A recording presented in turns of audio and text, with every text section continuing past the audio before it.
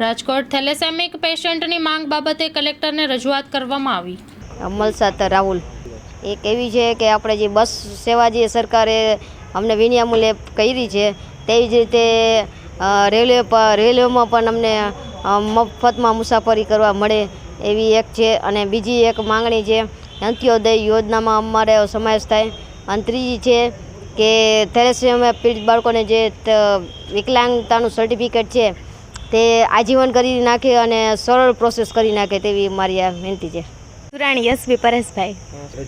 મહત્વના મુદ્દામાં 3 મુદ્દા છે। પહેલો તો કે બસ અમારી જેમ બસ મુસાફરી છે ને એવી જ રીતે ટ્રેનની મુસાફરી કરવામાં આવે અને જે અમારે ડિસેબિલિટી કાર્ડ છે ને એને આજીવન અને એક જ પ્રોસેસથી કરવામાં આવે। અમારે શું કે વારે ઘડીએ એકને એક રિપોર્ટ્સ કરાવવા પડે છે ને બહુ 20-25 દિવસ લાંબી પ્રોસેસ થાય છે।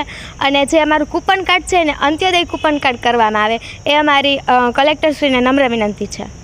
આ મુદ્દાને લઈને કલેક્ટરશ્રીનો આપને શું લાગે છે, કેવો જવાબ આપશો? પોઝિટિવ।